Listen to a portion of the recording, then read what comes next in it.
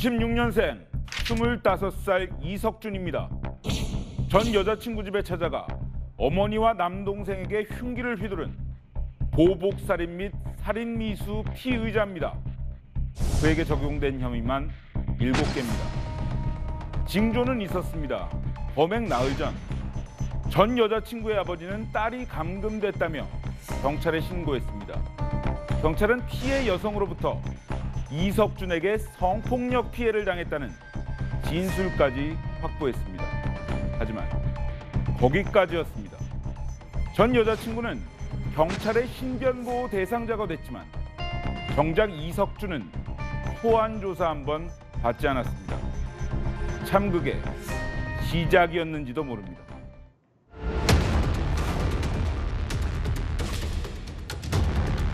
애초에 살인 계획하신 건 맞습니까? 정말 죄송합니다. 피해 여성 그동안 피해자분들에게 할 말도 없고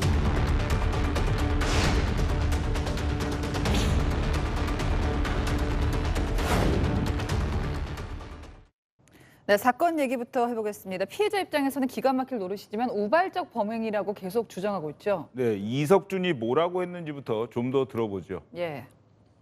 왜 살해하신 겁니까? 그런 의도가 있었습니다. 죄송합니다. 애초에 살인 계획하고 찾아가셨습니까?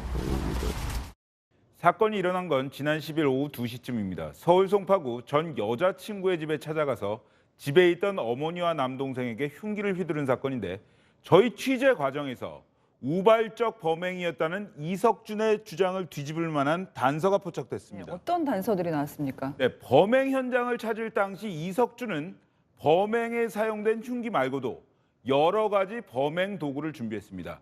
특히 그가 소지했던 것 중에는 전기 충격기가 있었습니다. 네. 구입 시기와 장소도 주목할 필요가 있습니다. 범행 직전입니다. 주거지인 천안이 아닌 서울의 한 시장에서 샀다는 겁니다. 전 여자친구 측이 이석준을 감금 등으로 경찰에 신고한 게 지난 6일이고 범행이 일어난 건 10일입니다. 네. 그러니까 이 사이에 범행 도구인 흉기 외에 전기 충격기를 추가로 구입하는 등 치밀한 계획을 세웠다는 게 경찰의 판단입니다. 네. 경찰은 전 여자친구 측이 자신을 신고한 것에 앙심을 품고 벌인 보복범죄라고 보고 이석준의 혐의를 기존의 살인에서 네. 보복살인으로 변경했습니다. 자, 최석호 기자가 전기 충격기가 있었다는 거를 이제 취재를 했고 또 다른 범행 도구도 취재가 됐죠. 네, 그렇습니다. 전기 충격기에 대해서는 일단 호신용으로 샀던 것이고 범행 당시엔 사용하지 않았다고 경찰에 진술했습니다. 네. 그런데 범행 현장에 들고 갔던 것 외에도 그의 차량에선 상당한 크기의 둔기가 발견된 것으로 알려졌습니다. 전문가는 이석준의 행동을 이렇게 분석했습니다. A라는 도구, B라는 도구, C라는 도구를 통해서 반드시 달성해야 되겠다라고 하는 범행 자체의 어떤 그 집착이 좀 강해 보이고요. 범행 과정에 저항이라든지 또 다른 변수가 생겼을 가능성에 대해서도 대비하지 않았을까 그런 추정이 좀 됩니다. 그러니까 어떤 상황에서도 살인을 저지르겠다는 목표가 엿보인다. 전문가 의견이었고요. 전 여자친구의 집 주소를 알아냈잖아요. 이게 흥신소를 동원했다는 얘기가 있습니다. 네, 그 전에 네. 이석준은 이미 전 여자친구의 신분증 앞면을 몰래 찍어서 보관하고 있었습니다.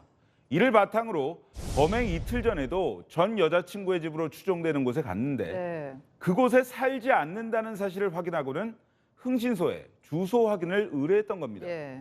이 과정에서 50만 원을 건넨 것으로 알려졌는데 경찰은 이석준에게 전 여자친구의 집 주소를 넘긴 네. 흥신소 운영자도 구속했습니다. 아, 이런 경우에 흥신소도 구속이 될 수 있군요.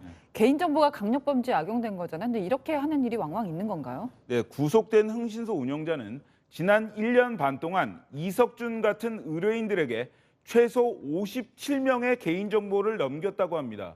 그런데 취재를 해보니까 이 사람 혼자 한 게 아니었습니다. 아, SNS를 통해서 불법적으로 개인정보를 소집하는 업자들을 매개로 해서 거래가 이루어진다고 하는데 이번 사건의 경우에도 이석준으로부터 50만 원을 받은 흥신소 운영자는 네. 한 업자에게 13만 원을 주고 개인정보를 사들인 뒤에 이석준에게 넘긴 것으로 확인됐습니다. 경찰은 흥신소 운영자로부터 그동안 자신과 거래한 불법 개인정보 수집업자들이 네. 3명 있었다는 진술을 확보하고 이번 사건에 연루된 공범을 추적하고 있습니다. 자, 흥신소도 문제지만요. 이것도 문제였죠. 경찰이 전 여자친구 측의 피해 신고를 범행 전에 접수를 받고도 제대로 된 대응을 안 했다는 거잖아요. 네, 경찰은 범행 당일까지 이석준을 입건하지도 않았습니다. 예.